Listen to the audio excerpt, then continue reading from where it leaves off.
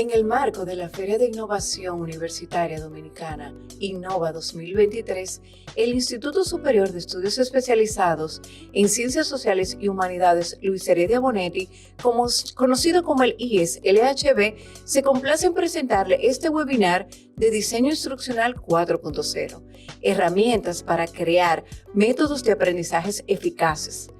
Nos acompaña la profesora Jamie Pichardo. Ella posee 18 años de experiencia como docente, investigadora y asesora universitaria.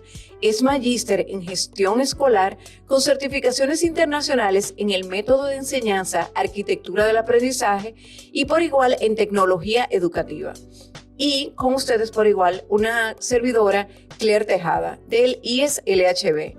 Podemos comenzar. ¿Cómo está usted, maestra Jamie? Muy bien, gracias Claire por la invitación. Realmente es un honor para mí estar aquí esta tarde, este tiempo con ustedes. Para nosotros ciertamente es un honor. Entonces, vamos a iniciar. ¿Qué es diseño instruccional? Bueno, fíjate, diseño instruccional es una disciplina que generalmente a la gente la asocia al docente, pero no es exclusiva del docente. Así que el diseño instruccional abarca precisamente la construcción, el bosquejo, la esquematización de pues un proceso de aprendizaje largo, significativo, eficiente. En pocas palabras, es todo lo que el diseñador instruccional, todas las actividades que ese diseñador instruccional realiza, esboza, desarrolla y evalúa para asegurar que los beneficiarios de esa formación tengan un aprendizaje exitoso o significativo. Excelente. ¿Y qué evolución ha tenido el diseño instruccional post pandemia? Luego de la pandemia, ¿qué nosotros encontramos? Bueno, tú sabes que la pandemia ha transformado todas las áreas del conocimiento de la humanidad y pues el mundo es antes de la pandemia y después de la pandemia. Entonces, también la educación ha sido afectada por, ¿verdad?, la situación que vivimos como pandemia. Y antes de la pandemia, el diseño instruccional estaba más enfocado en el docente, estaba más enfocado en la elaboración de materiales, en la producción de materiales, de lecciones bastante amplias, bastante centradas en el texto, con mucha escritura, pues las plataformas estaban llenas de ese tipo de información escrita, más textual que visual, auditiva o gráfica. Llega la pandemia y pues hay un gran desarrollo, un aumento de la tecnología. Los mismos recursos de la web 2.0 empiezan a producirse nuevas aplicaciones, nuevos programas. Las mismas plataformas empiezan a desarrollar integraciones con otros recursos de la web 2.0 o con las aplicaciones y pues hay un boom. Empieza la gente a pensar en cómo hacemos educación virtual, cómo hacemos esto. Y entonces ahí, pues, no necesariamente el buen docente, el buen maestro, el maestro con experiencia, en ese momento, cuando llegó la pandemia, tenía todas las herramientas para, pues, trabajar el diseño instruccional o trabajar bajo la modalidad a distancia totalmente virtual. Entonces ahí hubo una necesidad bastante fuerte de personas que tuvieran conocimiento del diseño en sí, del diseño instruccional, que no solamente supieran virtualizar, que eso es distinto. No es solo colocar contenido en una plataforma, es producir contenido en una plataforma, colocar contenido en una plataforma, pero hacerlo con una intención, con un significado pedagógico, con una conciencia de que este contenido que estoy colocando, este video que estoy colocando, este recurso que estoy colocando en plataforma, realmente tenga detrás una o varias actividades para el participante, el estudiante, el beneficiario de la formación, es decir, la persona que está interesada. Entonces, eso no es tan sencillo porque es toda una modalidad, o sea, la misma educación a distancia, La misma virtualidad implica, como ya te he dicho, un esfuerzo de pensar que esto que estoy colocando de manera virtual en una plataforma tiene un significado. Eso es en cuanto a la modalidad virtual. Lo mismo en la modalidad presencial. Ya después de la pandemia, no podemos volver a las aulas con solo cuaderno y lápiz. Hay muchos entornos que han retomado esa práctica. Hay grados educativos donde entiendo que esa práctica es necesaria, pero nosotros estamos formando para el futuro. Estamos trabajando con estudiantes, con chicos, con chicas que van a quizás estudiar carreras que todavía no han sido inventadas. Entonces, por esa razón, es imposible sacar del aula las tecnologías y necesitamos, con mucha más conciencia, pensar en un diseño, en una formación que sea holística y que involucre los avances de la tecnología, a todos los recursos que están disponibles, pero como siempre, con la intención de que el estudiante piense, con la intención de que el estudiante aprenda, con la intención de que el estudiante pueda aprender por sí mismo, hacerlo de manera autónoma, de manera independiente. Entonces, en resumidas cuentas, un diseño instruccional antes de pandemia estaba simplemente enfocado en la producción de buenos recursos y enfocado en que el maestro pues tuviera espacios virtuales bien diseñados. Pospandemia implica eso, pero mucho más. Y hay abordajes ahora hacia lo que es la presencialidad y hacer un trabajo de más conciencia de realmente lograr el aprendizaje. No solo producir un material, sino lograr un aprendizaje efectivo. Muy bien, excelente. Y muy al unísono con el webinar que nosotros tuvimos el lunes, que espero que lo haya visto, sobre transformación digital, donde vemos entonces que la transformación digital en la educación no deja fuera el diseño instruccional. Imposible. Entonces, ¿por qué es importante esa arquitectura o esa esquematización, como usted me menciona, de ese diseño instruccional para los diferentes roles? Esos directores que nos están observando, así como esos coordinadores, esos maestros, padres y alumnos, ¿por qué para ellos es importante? No solamente a nivel docente, en todas las jerarquías, ¿por qué es importante? Y un maestro, un padre, ¿cómo ve o cómo visualizan ese diseño, esa arquitectura, esa esquematización instruccional? Bien, voy a devolver quizás con una pregunta. Voy a empezar por los padres. Te pregunto, antes de la pandemia, ¿cómo tú revisabas, por ejemplo, la tarea de tu chico, de tu chica? ¿Cómo hacías ese proceso? Bueno, profe, uno abría la tarea, que ahí era que uno se entraba por dónde ellos andaban, porque la tarea te daba la indicación qué tema estaba tratando la profe en clase. Entonces, la tarea a mí me daba un sentido de, ok, ellos le piden hacer esto, poner en la práctica esto, o investigar esto, o describir esto.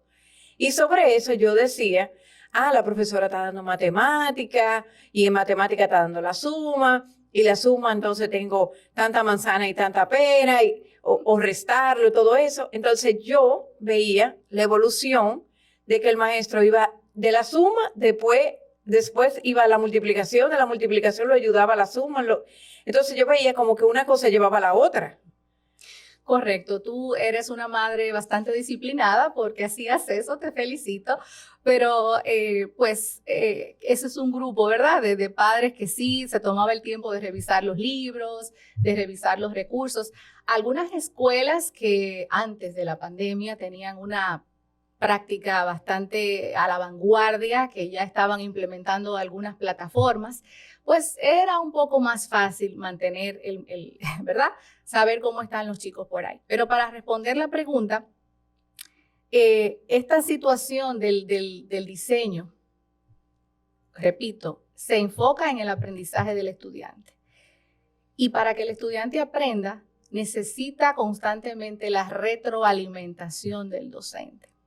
Una manera de los padres también poder retroalimentar a sus hijos, ¿verdad? En el proceso de aprendizaje, es justamente saber que estamos trabajando, dónde estás fallando y qué necesitas de mí para poder avanzar. Entonces, un buen diseño instruccional que está de alguna manera soportado por la virtualidad o por alguna plataforma educativa, da las herramientas al padre, lo orienta y lo fortalece para que sepa cómo puede ayudar a su chico, cómo puede ayudar a su chica y poderlos retroalimentar a tiempo. No cuando llega una calificación, ¿no? Yo puedo ahora mismo acceder a la plataforma educativa del centro donde estudia mi hija y ver cómo está.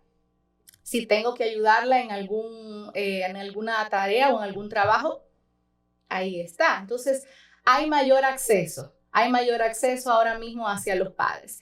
Pero repito, eso es siempre y cuando el diseño de la instrucción de esa asignatura o de ese curso o de ese grado esté hecho correctamente.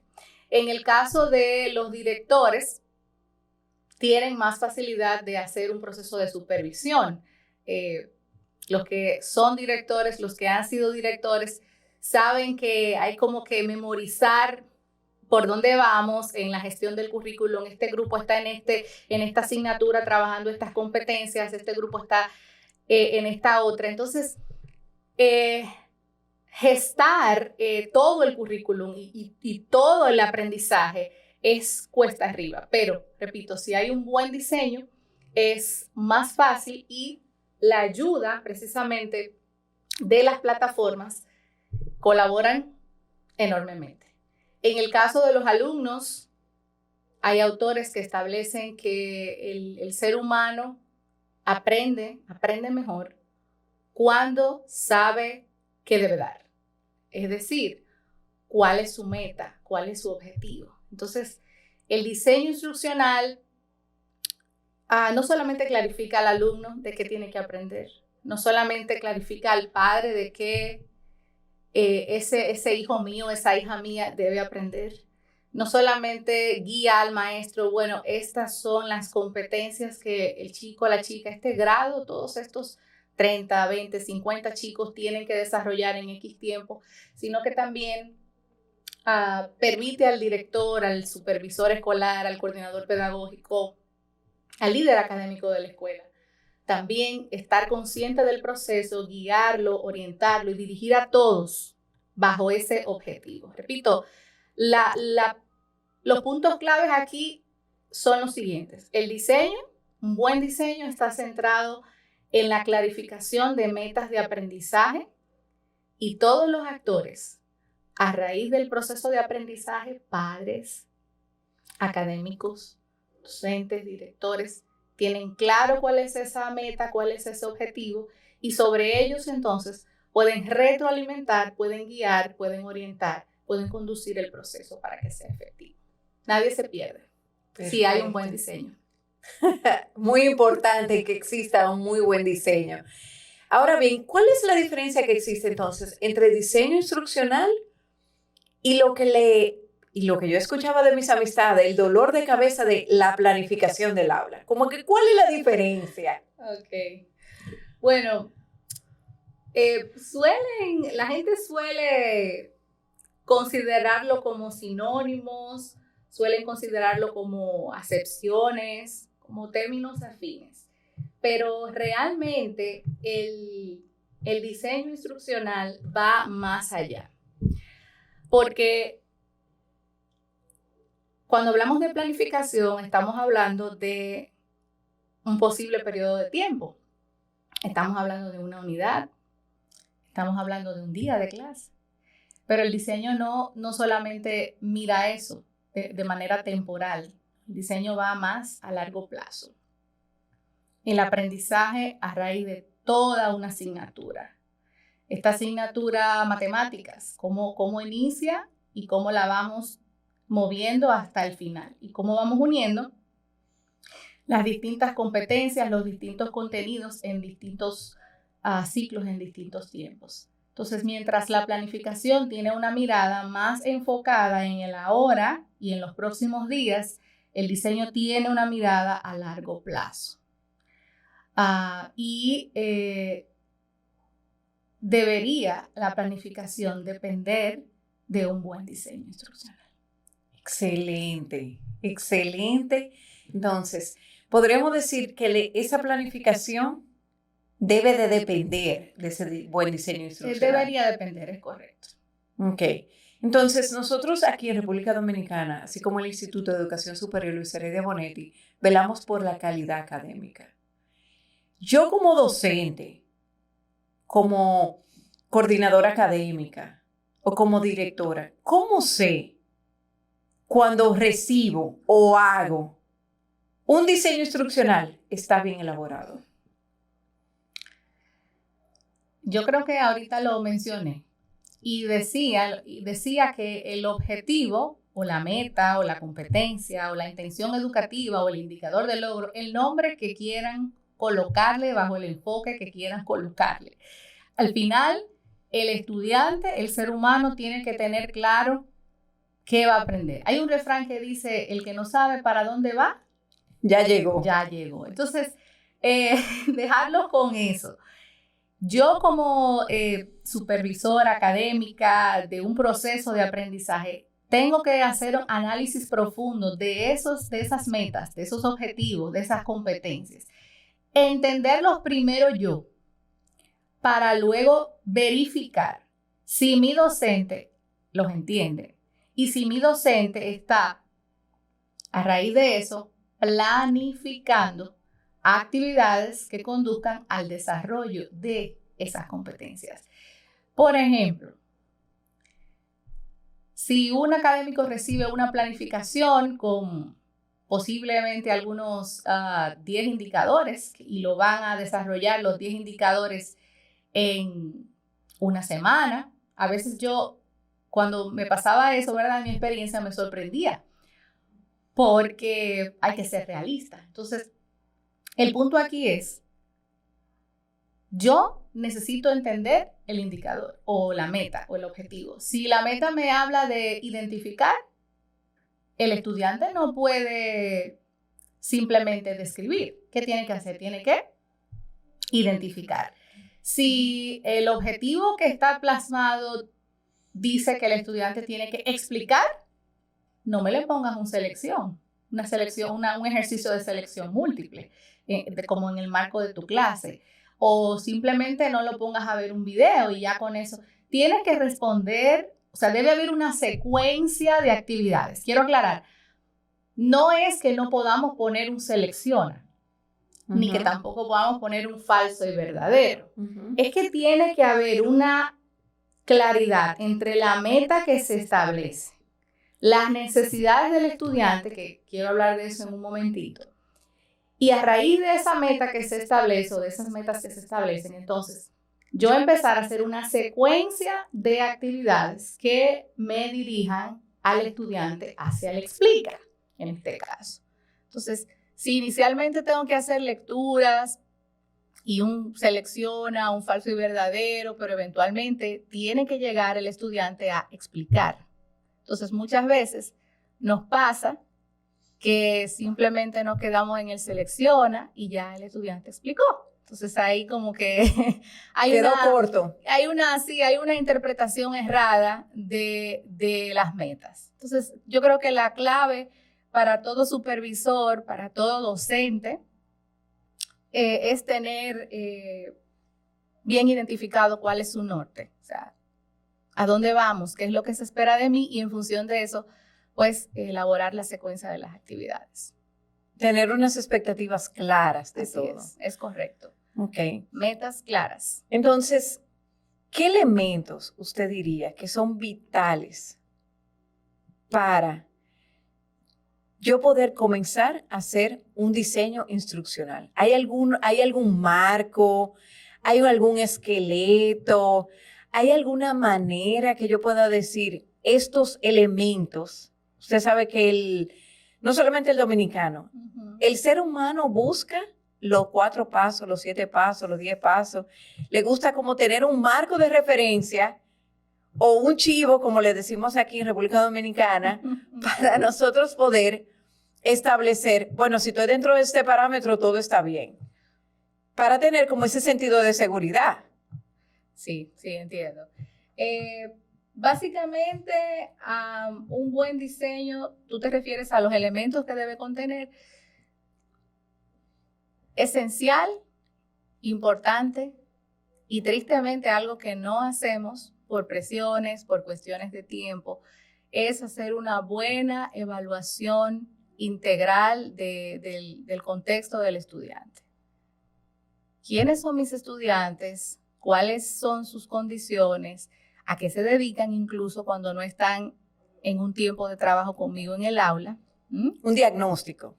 Exactamente, es lo que los maestros solemos llamar una diagnóstica. Me encanta cuando me dicen eso en clases, pero esa es la diagnóstica. Yo diría que va más allá, porque no es solo saber que ya sabes, sino es también saber cómo vives, qué está pasando en tu casa, cuál es tu realidad, qué más quieres aprender. Este curso, este diseño, esta formación que vas a vivir, ¿qué necesidad te satisface? Entonces, importante conocer la dotación tecnológica o los recursos tecnológicos que tenga el estudiante, la disponibilidad de tiempo, quién va a apoyar al estudiante en caso de que sea del nivel preuniversitario. Identificar el tiempo de dedicación es clave y todo esto es el primer elemento. Yo estudio mi contexto. Estudio la realidad de mi estudiante. ¿Quién es mi estudiante? ¿Qué necesita? ¿Qué él necesita? ¿Qué ella necesita? Entonces, no solamente que ella sabe, sino también que quiere aprender, cuáles son los recursos que tiene a la mano, la disponibilidad y los apoyos.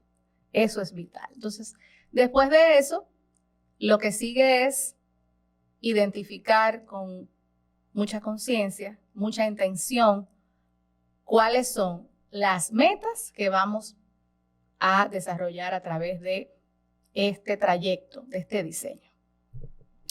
Después de las metas, cuando digo metas, me estoy refiriendo a cualquier intención educativa, objetivo, competencia, indicador de logro. Señores, son tantos nombres.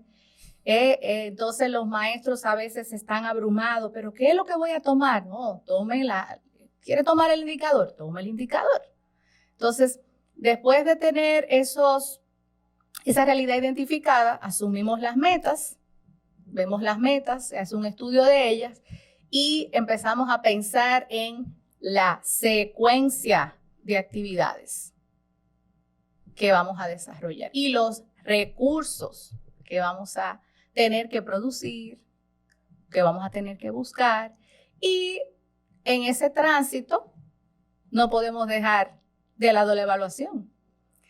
Me preocupa porque siempre mencionamos la evaluación. Nosotros como maestros dejamos la evaluación al final, pero no es al final, es parte de todo ese tránsito, de esa secuencia. Entonces ahí vamos viendo en el mismo pensar de esa secuencia de actividades, vamos introduciendo, ¿verdad? Actividades también para evaluar. Hay actividades para formar, hay actividades para que tú ensayes, te equivoques, aprendas, pero hay otras que yo voy a considerar para evaluar.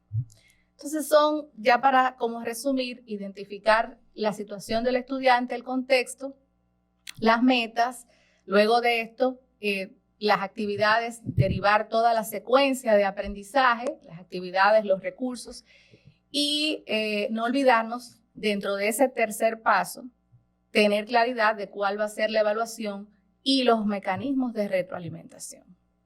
Excelente. Y me imagino que la parte del contexto nos permite también a saber qué recursos es relevante para mi contexto. Correcto. Porque me imagino que si uno está educando en una escuela pública, es correcto, y hablarle de una tarjeta de crédito tal vez a un joven, o si uno como docente universitario le está dando herramientas a un estudiante que está haciendo maestría para proyectarse e irse fuera, uno amplía los recursos para poderle dar más herramientas acorde a. Entonces, ese paso lo encuentro súper importante, eso del contexto, porque te permite incluso llenar algunos de los pasos subsiguientes, porque te permite incluso la empatía que se busca, se usa mucho algo que nosotros aquí trabajamos como la experiencia del estudiante. No solamente verlo desde mi punto de vista, sino también desde el punto de vista del estudiante y que todos vivimos dentro de un contexto X o Y. Correcto, exacto. Y hay unas limitaciones de tiempo, que esas son la mayoría, si estamos trabajando con adultos. En el caso de los chicos, las chicas del sector preuniversitario, hay unas limitaciones de apoyo, quién me apoya, a quién está supervisando lo que estoy haciendo, tengo las herramientas virtuales, tengo la conectividad. Entonces, dependiendo del contexto, entonces puedo jugar con la secuencia de actividades y por ende con los recursos. Excelente, me encanta. Entonces, el contexto, las metas, la secuencia de actividades, los recursos a fabricar o a buscar, así como la evaluación que debe de estar en todo el proceso, no al final, sino también para ir midiendo si lo que he hecho. Muy bien, has entendido bastante bien, te felicito, Claire, por eso. Quiero rescatar lo último que dijiste de la evaluación. Los autores, los investigadores de la neurociencia establecen que sin retroalimentación no hay aprendizaje, o sin reflexión no hay aprendizaje. Esas son como las frases. Entonces, mi evaluación, más que dar un número, más que decir está logrado, o en proceso, o iniciado, debe decir, Claire, fallaste en este aspecto. O Claire, te felicito porque hiciste esto de manera excelente. Sin embargo, ahora debes mejorar en este asunto. O sea, debe haber una retroalimentación que, como dice la palabra, alimente al estudiante dónde está y cómo, o sea, qué le falta para llegar a la meta, para ser excelente, para cumplir, para desarrollarse en ese objetivo o en ese indicador. Muchísimas gracias de verdad por su tiempo y por ayudarnos a entender más el diseño instruccional 4.0. Te indicamos que el diseño instruccional forma parte de nuestras materias en nuestro programa de especialidad en tecnología e innovación educativa. Recordar nuestras redes sociales, el IES, LHB, así como a través del 809-770-9570 puedes conseguir más información sobre esta especialidad, así como cualquier otro programa académico para formarte ya. Muchísimas gracias. Nos vemos en una próxima.